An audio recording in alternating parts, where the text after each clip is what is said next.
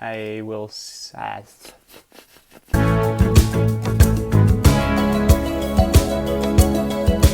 Oh, hey, what's up, you guys? How's it going? It's Papa. And today we're going to be taking a look at my Yosenju deck list that I have for the current December format. I really hope you guys enjoyed your holiday season. Mine was fun, and I hope for the rest of you guys had a fun one as well. Got to be around friends and family, so can't complain there. Yeah, guys, so I think Yosenju is a really good sleeper deck for the format. It's really good anti-meta, and it's very budget-friendly. So I know you guys just spent a bunch of money on gifts this year, and we're still in a COVID format, so money's tight.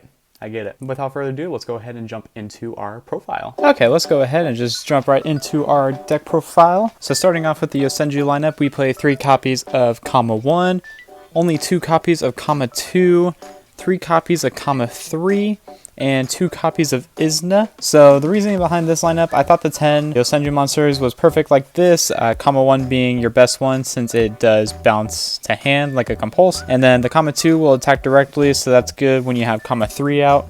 Kama 3, it's whenever you deal damage to your opponent while this card is on the field, you get to search a Yosenju card from your deck, not just monster but a card, so that's crazy. And then Yosenju Izna, its only purpose in here is to help you draw a card. This happens when you control multiple Yosenju monsters on the field. You get to draw 1 card. So that's all he really does. It just helps your consistency. I thought the 10 was perfect. More is just unnecessary because I am playing Card of Demise in this list. So I thought the 10 was good like that. They all have the effect that during the end phase, if the card was normal summon, you get to bounce it back to your hand at the end phase. So it works well with Demise because you resolve the Demise first and then you can add these all back to your hands. But yeah, that's it for the monsters. Only the 10 monsters. We're not playing any hand traps in this deck. For the spells, we are playing 3 copies of Pot of Extravagance, 3 copies of Pot of Duality, and 2 copies of Tanky with the 1 card of Demise. So the reasoning behind this lineup, Extravagance being your best one since it says draw 2, and it doesn't hold you to the restriction to where you can't normal summon like Duality does. All the Yosenjus, their effects are just normal summon effects, so you don't have to worry about special summoning, so Pot of Duality works nicely there. I only play 2 copies of Tanky because I don't want to make my spell and trap zone clogged up with multiple Tankies, and I figure with playing the 10 in a 40 card list, you're basically playing 12 with the 2 Tankies, so it works better like that. It doesn't clog too much. I think the 2 is fine. And then the card of Demise, it's literally free resource, draw 3. Who doesn't like drawing 3 cards? And then for the last 2 spells we play in the deck, I play double copies of Book of Moon. The reasoning behind Book of Moon in this deck, I feel, is just better than playing 2 more traps. With the popularity of Zoo and Zoo Eldritch and like multiple Zoo variants that we're probably going to be seeing in this format, I think Book of Moon being in the deck is good because if you Book of Moon a Zoo monster, their turn kind of just ends if they don't have Barrage. Book of Moon, I like it for that, and then it hits good against other decks as well and makes them not link. So that's it for the spells. For the traps, we are playing 3 copies of Solemn Judgment just to play around cards like Lightning Storm, cards like Red Reboot. It's great.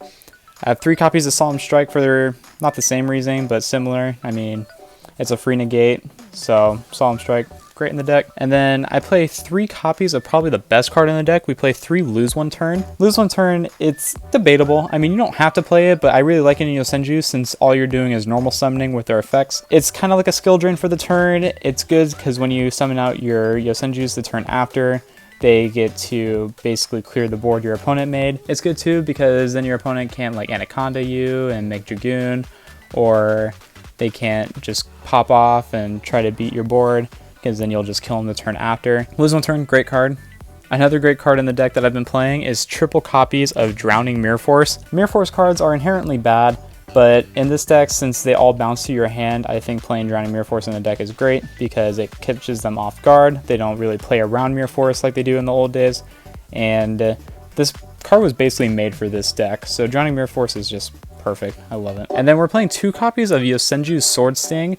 So I'm not playing Compulse in this deck. I just play the Kama 1s and this instead. I think it's better. I mean, you could play Compulse if you wanted to and take out other traps that you don't like in the deck. But what I like about Sword Sting is that it's searchable and then you can return up to 2 cards. It does target, so that's kind of a downside, but I mean, still, the fact that you can reveal up to 2 Yosenju monsters in your hand and then target the same amount of cards your opponent controls and just return them back to the hand, it kind of just ends their turn depending on what you return. Sword Sting at 2, it's good. At 3, it kind of clogged too much, so I didn't really like it, so I just cut it down to 2, and it's been stellar. so I can't complain there. I also play 2 copies of Crackdown. It's basically to help you link climb.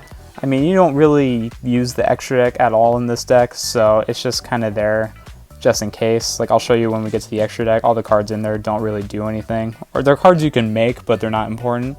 But Crackdown also just stops the opponent's turn depending on if you hit the right card or not. And then 2 copies of Torrential Tribute. You also don't have to play this card, but at this point, this was just a flex spot. I had 2 extra spots in the deck, so I just threw in Torrential. These could be compulsive if you want to, or you could play like Dark Bribe, or you can play Icy Dragon's Imprisonment. I'm just not a fan of that card. I mean, I see why the card is really good, but I don't really feel personally that I need it in the deck. I think Torrential is just better because, again, it punishes bad players and it makes combo lose depending on what you're playing against. So I like Torrential for the surprise factor. And then the last trap we play in the deck is 1 copy of Imperial Order because we're trying to stop our opponent. So that's it for the main deck. We play a 40 card main deck. The extra deck doesn't really matter. Again, like, we're playing 1 copy of Dweller, 1 copy of Emerald, 1 copy of Exciton Knight, 1 copy of Tornado Dragon, 1 Castel, 1 Honor Arc. Again, these cards really don't matter, so these could be anything you want. Like, I'm playing the Utopia and the Lightning. These basically get banished all the time off of the extra anyway, so you don't need anything. I play the Dingirsu in case we play Orcus, but let's be honest, are people really playing Orcus? It could be viable now. I mean, we do have Bardiche back, so you never know if you're going to pop up against a random Orcus player. I do play an AA Zeus as well, just in case, just for a flex. You don't need it. Again, you really don't use the extra deck in this deck, so these 15 cards could literally be just 15 empty sleeves if you want. Up to you. 1 copy of Masquerena, 1 copy of Cerberus, 1 copy of Phoenix, 1 copy of Unicorn, and just in case we do Link, which we never do, 1 copy of Axis Code Talker. But yeah, guys, that's the deck profile. And yeah, guys, that's it. So thank you for tuning into this week's video. Really hope you guys enjoyed this week's video. I look forward to the next one coming at you. The next video that I have coming towards you is my invoked list, so be on the lookout for that. It is a Numeron build, so hopefully you enjoyed that. But yeah, guys, let me know what you want to see in the comment section down below. And until next time, this has been Papa, and I will see you guys in my next video. Take care, everyone.